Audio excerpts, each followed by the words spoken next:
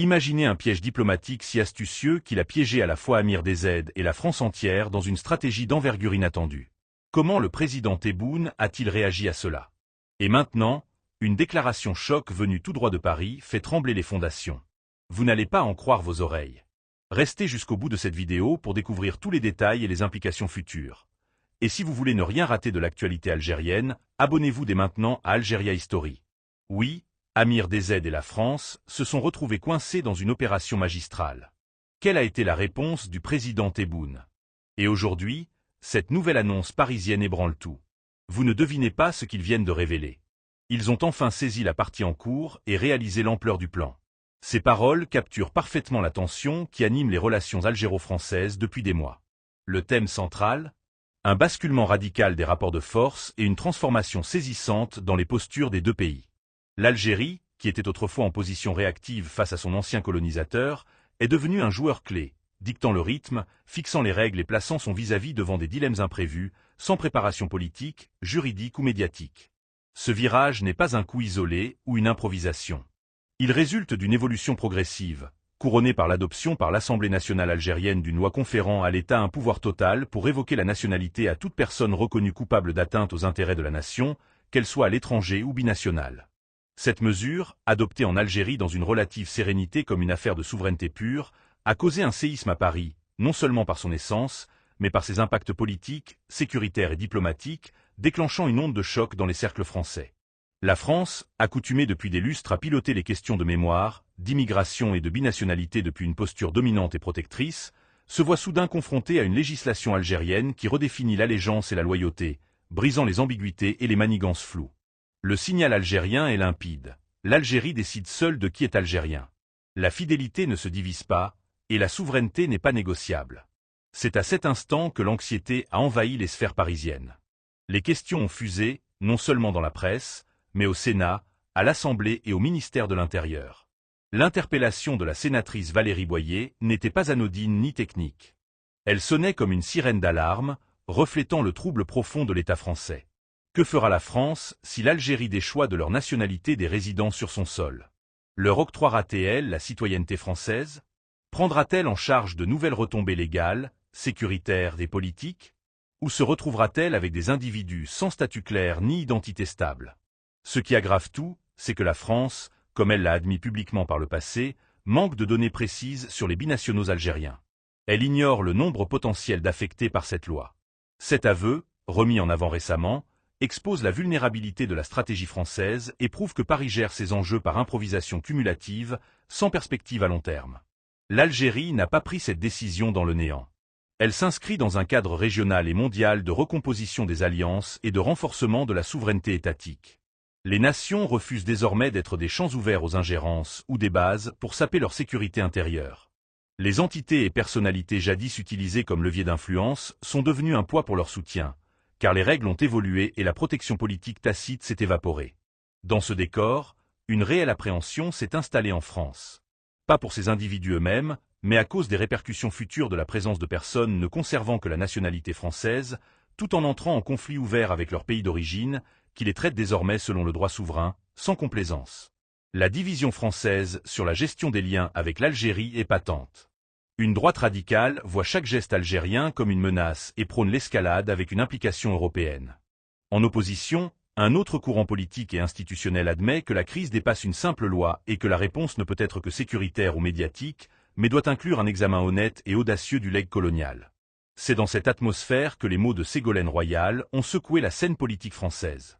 Ex-ministre, ex-candidate présidentielle et personnalité éminente, elle a déclaré sans détour que le vrai problème réside en France et dans un passé colonial non assumé. Son plaidoyer pour des excuses officielles, directes et sans équivoque, joint à son refus de la rente mémorielle, a déclenché un tremblement de terre chez la droite et les médias anti-algériens. Ces déclarations vont au-delà d'une stance morale. Elles reflètent une analyse politique clairvoyante du malaise français. La reconnaissance des crimes coloniaux, les réparations, les essais nucléaires au Sahara algérien sont des mines dormantes. Plus Paris les esquive ou les contourne, plus elles explosent en période de fragilité politique.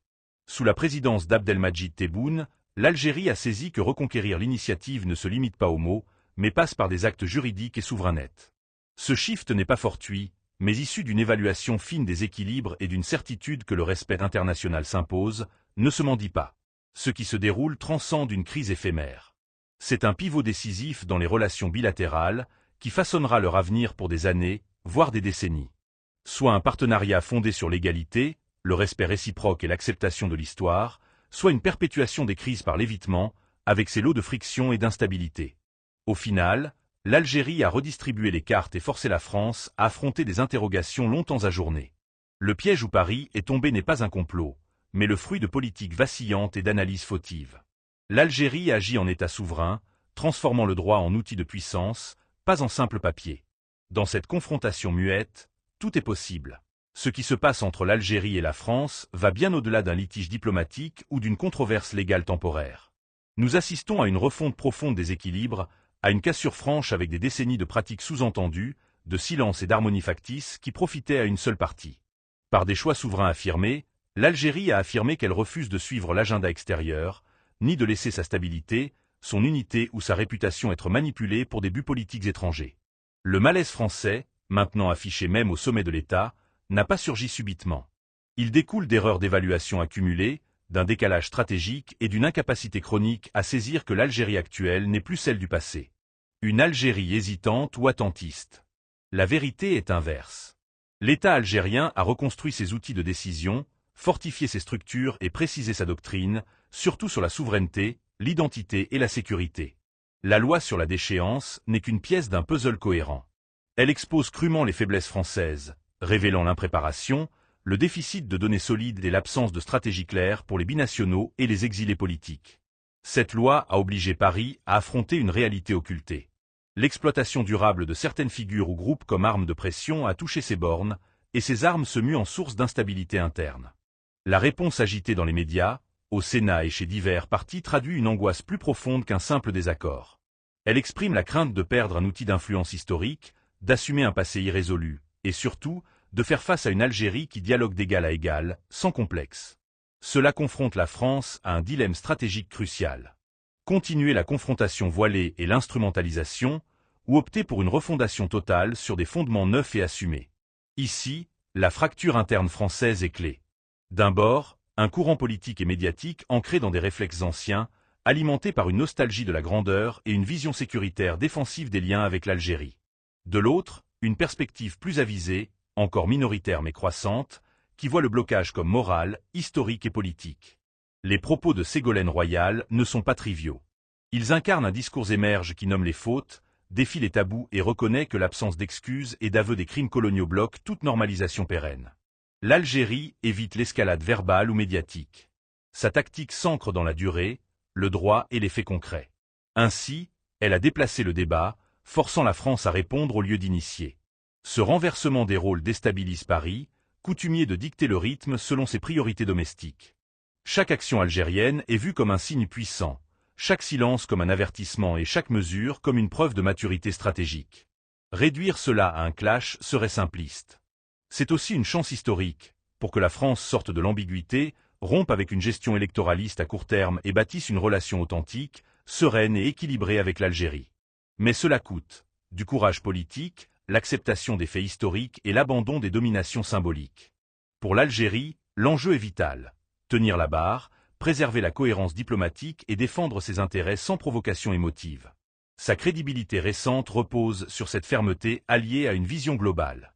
Dans un monde instable, avec des shifts géopolitiques et l'essor des souverainetés, cette approche est un atout. La phase actuelle n'est pas une clôture, mais une transition, une ère de vérité parfois rude, mais essentielle. Les liens algéro-français ne toléreront plus les demi-teintes, les paroles vides ou les gestes symboliques. Ils doivent se rebâtir sur des piliers solides, transparents et respectueux, ou rester captifs de cycles tendus. En somme, le piège n'est pas une ruse préméditée, mais un miroir renvoyant à la France ses contradictions, retards et indécisions. L'Algérie, en embrassant sa souveraineté, reprend sa position légitime sur l'échiquier mondial. Restez jusqu'à la toute fin pour cette analyse complète qui pourrait changer votre vision des relations internationales. Et n'oubliez pas, abonnez-vous à Algeria History, likez cette vidéo et activez la cloche pour être alerté sur nos prochaines révélations exclusives sur l'actualité algérienne. Merci d'avoir regardé, et à bientôt pour plus de décryptage profond.